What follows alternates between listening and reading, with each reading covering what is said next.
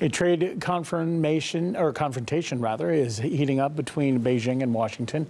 China has slapped $3 billion in tariffs on 128 products imported from the U.S., including pork, wine, and fruit. The move follows several weeks of Chinese officials' warnings over the escalating dispute between the two countries. Now, last Thursday, President Donald Trump announced $60 billion in tariffs on Chinese goods due to Beijing's reputed violations of U.S. intellectual property rights.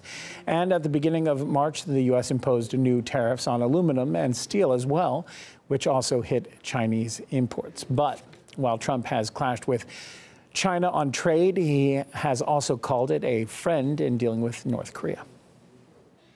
Again, what's been allowed to go on for decades is disgraceful. It's disgraceful.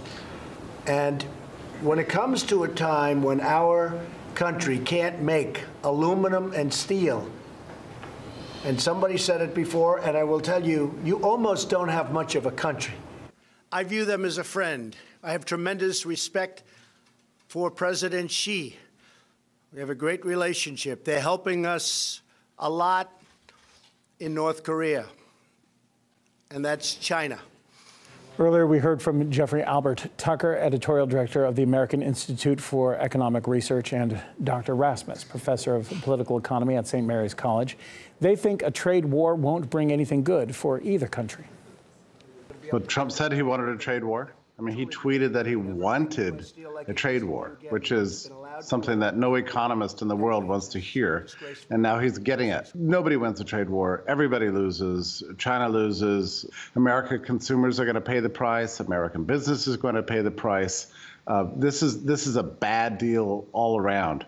Every American in his or her daily life is using products assembled, built, shaped, formulated, manufactured in China, originating from ideas and concepts and marketing that originate from the United States. So we have a beautiful cooperative relationship. What the United States wants from China, first and foremost, is to increase its imports to China of services, and particularly financial services. It wants to penetrate further the Chinese banking system. That's number one.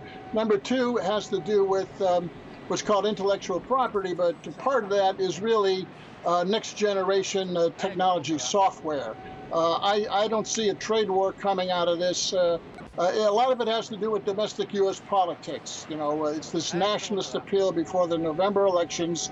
And also, I believe it has something to do with, Trump mobilizing his base in anticipation for indictment and findings by the Mueller organization here, the investigations.